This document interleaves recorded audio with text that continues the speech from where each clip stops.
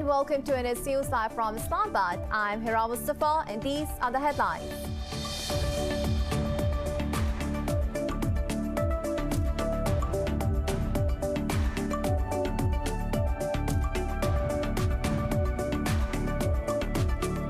In Myanmar, the anti-coup protesters have gathered again across the country after the killing of 2 protesters in Mandalay city. UN Secretary General Antonio Guterres has condemned the use of deadly violence in the country.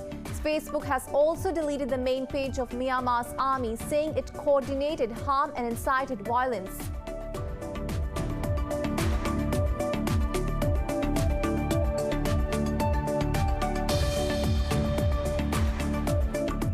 In India, farmers say the government is exploiting COVID-19 restrictions to halt their activities and meetings in Maharashtra. Talking to the media, union leader Rakesh Takai said the same ploy was used against protests opposing discriminatory citizenship laws. Meanwhile, in Chandigarh, thousands of people participated in the grand meeting of farmers to intensify their agitation.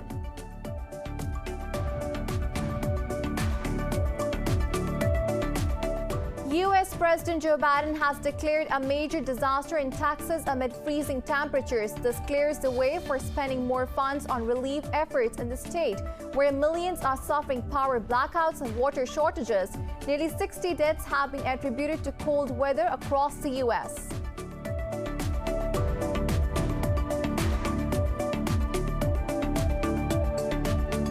The global number of COVID-19 cases has crossed 111 million with 2.4 million deaths. In Brazil, the virus claimed another 1,200 lives overnight with nearly 246,000 fatalities since the pandemic began. Meanwhile, Pakistan has reported 38 deaths and more than 1,300 infections in the last 24 hours. Nationwide, there are over 12,600 deaths and 571,000 infections so far.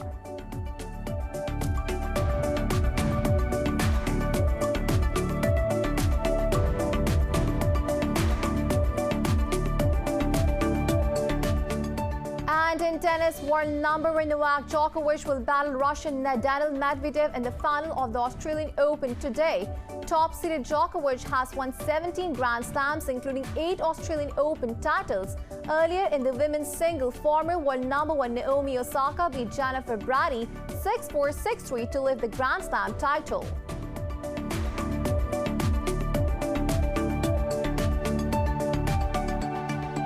Well, these were the headlines. News in detail coming after the short break. Stay with us.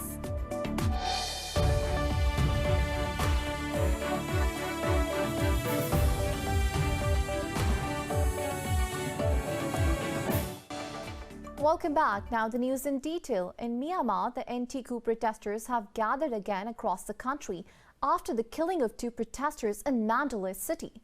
Earlier, police arrested a famous actor for opposing the takeover. Several thousand people protested in Yangon, Myitkyina, Monva and Bagan and chanted slogans against the military rule. UN Secretary General Antonio Guterres has condemned the use of deadly violence in Myanmar. Taking to Twitter, he called on all parties to respect election results and return to civilian rule. Meanwhile, Facebook has also deleted the main page of Myanmar's army, saying it coordinated harm and incited violence. The military has been unable to quell the demonstrations and a civil disobedience campaign against the detention of Aung San Suu Kyi.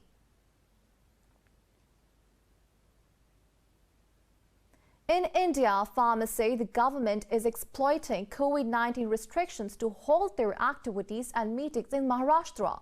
Talking to the media, union leader Rakesh Takai said the same ploy was used against protests opposing discriminatory citizenship laws. In Chandigarh, thousands of people participated in the grand meeting of farmers. Meanwhile, a farmer rode a tractor over his ripe wheat crop in Uttar Pradesh to register protests against the new laws. Speaking on the incident, Takai warned more farmers would do the same if the center does not listen to their demands. The growers also slammed the government's fuel price hike, saying it slashes the minimum support price for their produce. Pakistan's Foreign Office rejects Indian claims of restoring normalcy in occupied Kashmir during the tour of hand-picked diplomats. It said the Indian claims dispute the recent statement by the UN Human Rights Office highlighting the plight of Kashmiris under the military siege. The Foreign Office said India's development narrative is an attempt to mislead the international community. It said the narrative is meant to further disempower and disenfranchise the Kashmiris who are being reduced to a minority in their own land.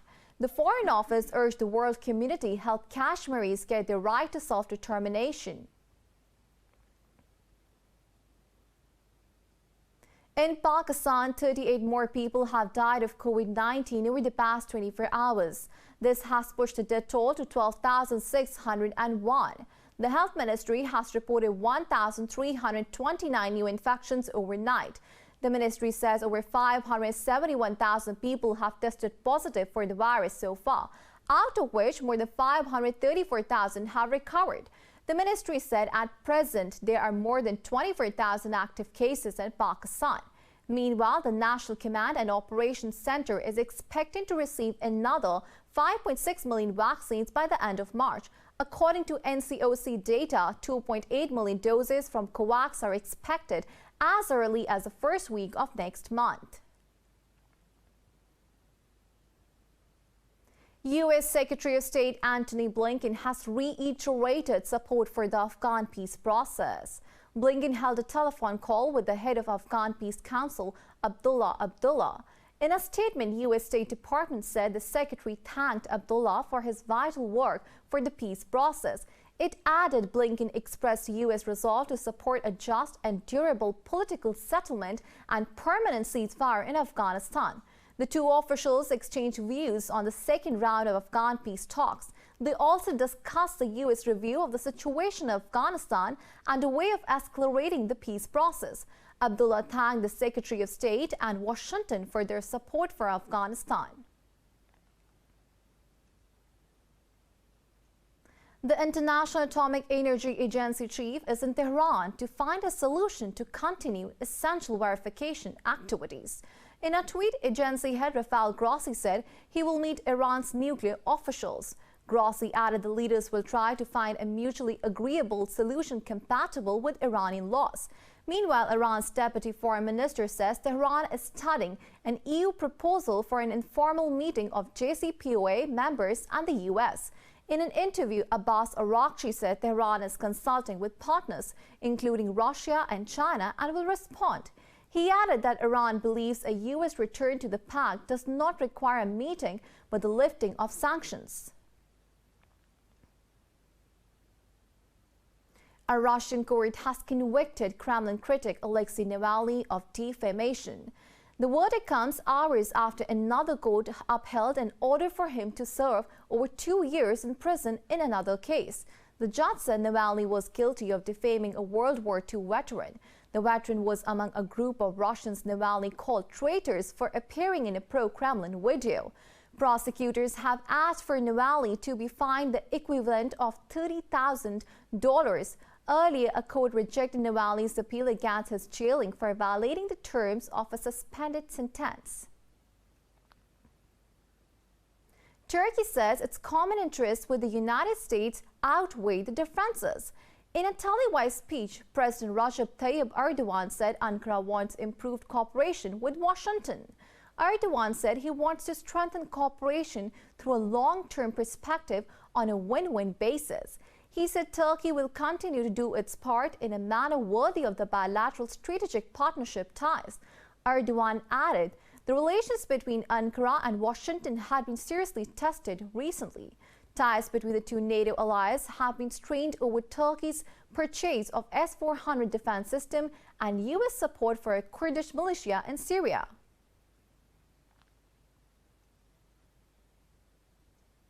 In Yemen, the government has accused the Houthis of using civilians as human shields in their renewed offensive on Marib Governorate.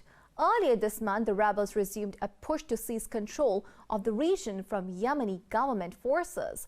Military officials say over the past 24 hours, 12 government and 20 rebel fighters have been killed in clashes. The officials said there has been no let-up in the fighting. Earlier, a rebels leader, Abdul Aziz bin Haftour, urged the Yemeni people to support the Houthis' effort to seize Marib.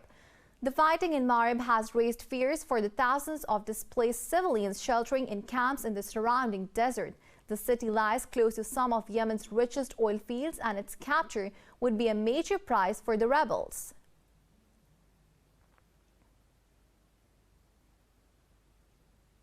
In the U.S., a United Airlines flight has survived a crash scare after suffering a right engine failure shortly after takeoff from Denver. The Boeing 777-200 airplane carrying 231 passengers and 10 crew members was bound for Honolulu. The Federal Aviation Administration said the plane scattered debris but returned safely to the airport. It said there were no immediate reports of any injuries on the ground.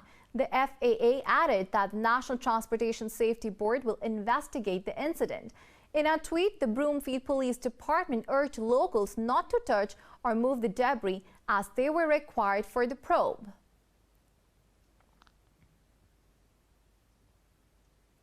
In Spain, 9 people, including 3 minors, have been arrested after police clashed with demonstrators in Catalonia. Violence flared as over 6,000 gathered in the Spanish city for a 5th night over the jailing of rapper Pablo Hasél. Police said 9 people were wounded, 2 of whom were taken to hospital. Protesters threw bottles at police, set fire to containers, and smashed up shops in Barcelona. More than 60 have been arrested in the protests so far. Hasél has been sentenced to 9 months in prison for his anti-establishment raps. Australia says it is back at the negotiating table with Facebook after the tech giant this week blocked news on its site in the country. In a news conference, Prime Minister Scott Morrison said the company has tentatively friended Australia once more. This comes a day after Australia promised to press ahead with a new law to force Facebook to pay media organizations for their content. Facebook has publicly indicated no change in its opposition to a proposed law requiring social media platforms to pay for links to new content. Australia's Treasurer George Frydenberg says he has discussed the issue with Facebook CEO Mark Zuckerberg. Both Facebook and Google have campaigned against the laws as well as threatening to withdraw key services from Australia. A Pakistani peacekeeper has died in Sudan in an accident in the South Darfur region. Lance Naik Tahir Ikram was a member of the police unit of the United Nations African Union mission in Darfur. Pakistan's UN mission said Ikram was driving a mission truck when he faced the accident. In a message, Pakistan's UN ambassador Munir Akram said Ikram's services will be forever remembered.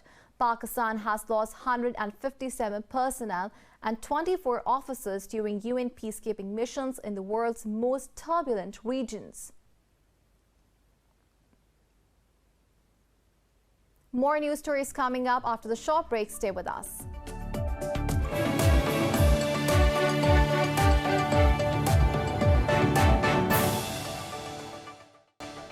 Welcome back. Italian Coast Guards have rescued 45 migrants after their ship capsized 15 miles south of Lampedusa Island. In a statement, the Coast Guard said they are searching for around 5 to 10 people believed to be missing. The migrants were rescued after the Coast Guards heard them shouting for help in the darkness. Italy is the main route for migrants departing mostly from Tunisia and Libya to reach Europe.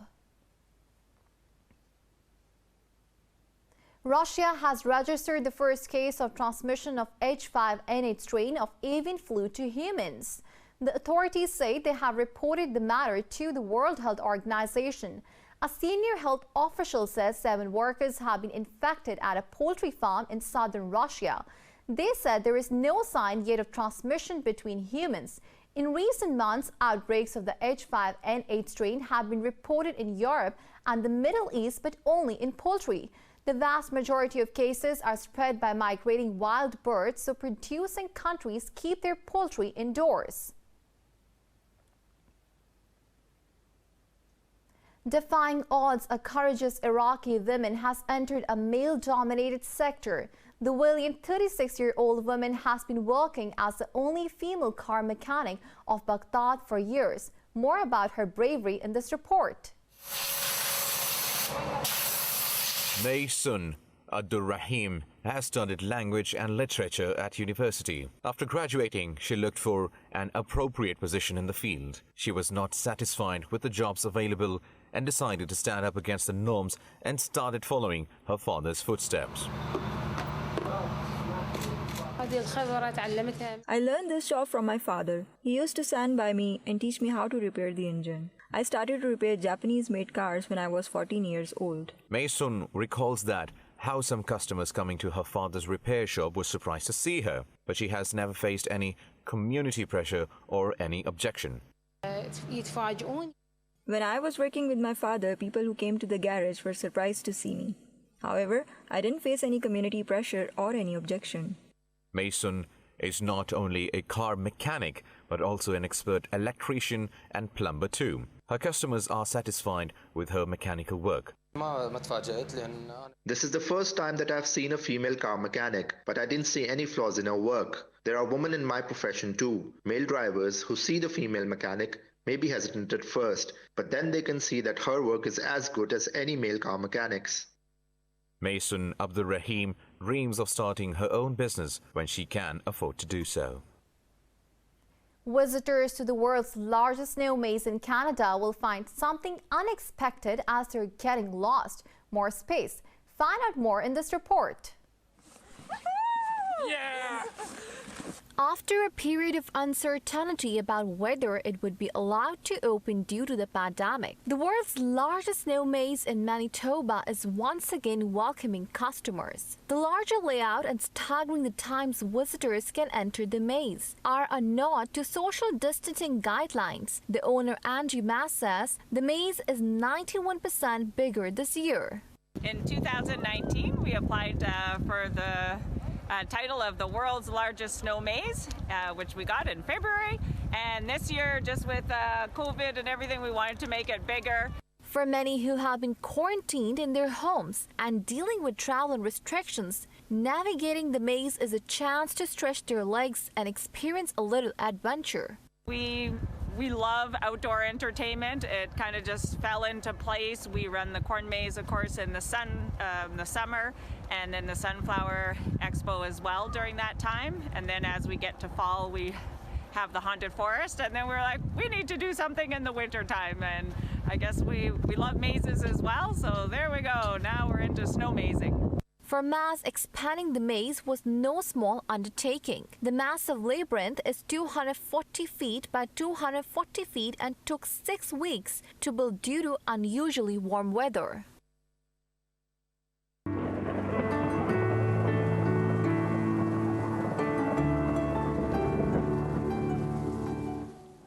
Now it's time to have a look at the weather update across the globe.